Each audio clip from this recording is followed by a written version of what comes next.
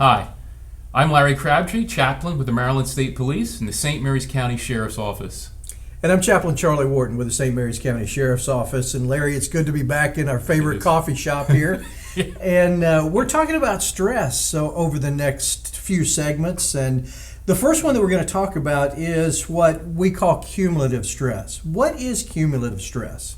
Well, when using the word cumulative stress, sometimes we might refer to it as burnout. I'm feeling burned out. It's the daily, regular kind of stresses that we face just living our life and doing our jobs.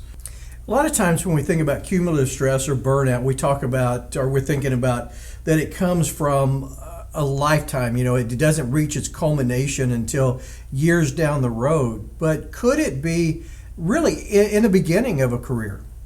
You think about it, in the beginning of a career, that's some of the most stressful time that you have when you're starting this, because you don't understand policies real well, procedures, you're on probation typically for an extended period of time. All of that stuff's pretty stressful, which only adds to the normal daily stress that any police officer faces.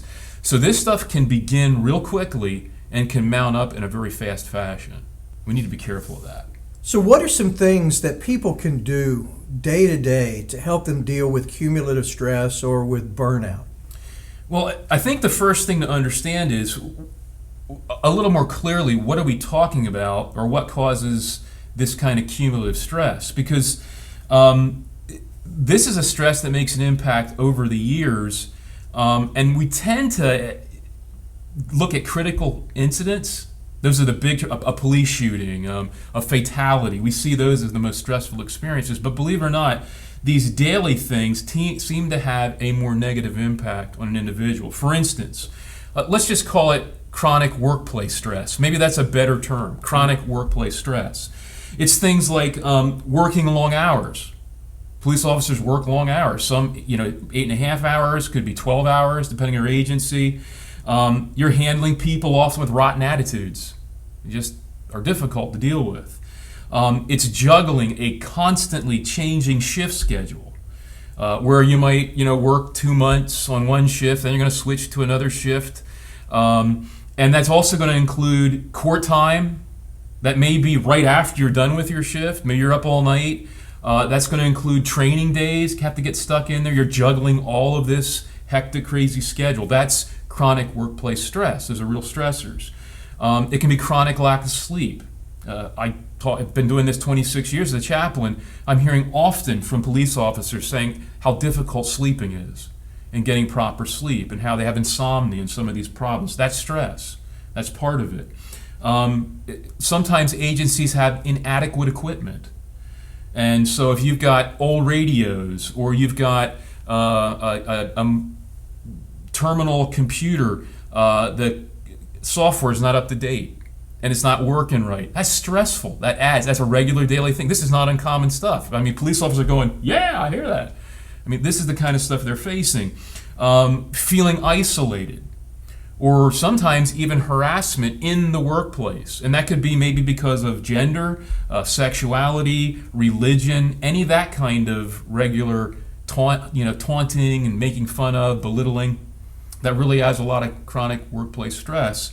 And then one of the things that's interesting, studies show that law enforcement officers, they struggle with a lack of social support and perceived belonging in the community they live in. I mean, you think about that for a minute. I mean, you're spending your hours arresting individuals.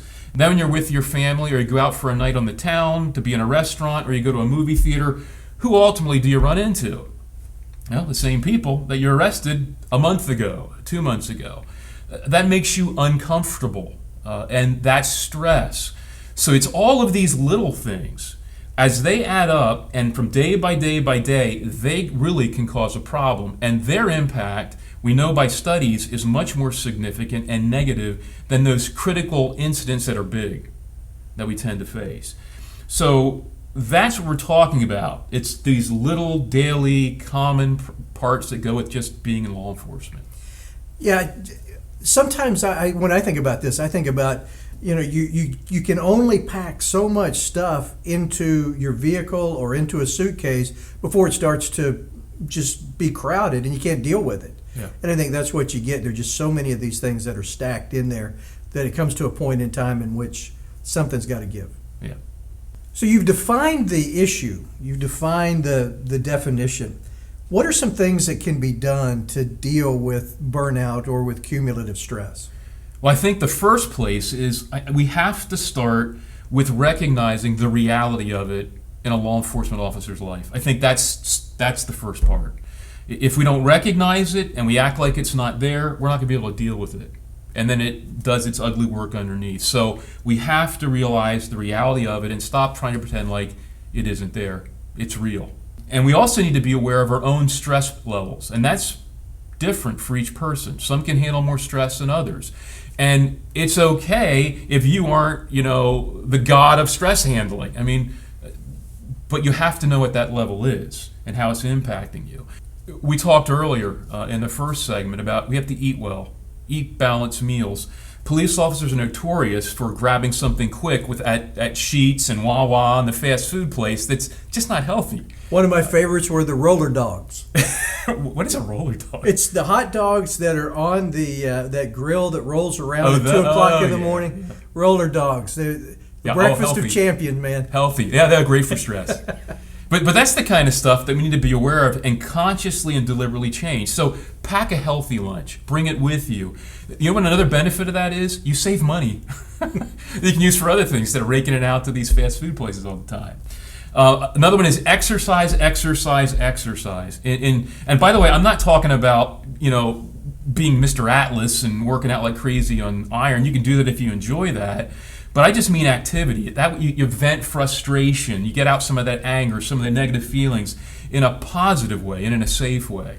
So exercise and activity is a key to help with daily cumulative stress. And then here's a big one. Ask for support from chaplains, from friends, from colleagues, from family, people that love you. Talk it out. And law enforcement officers are horrible in this one.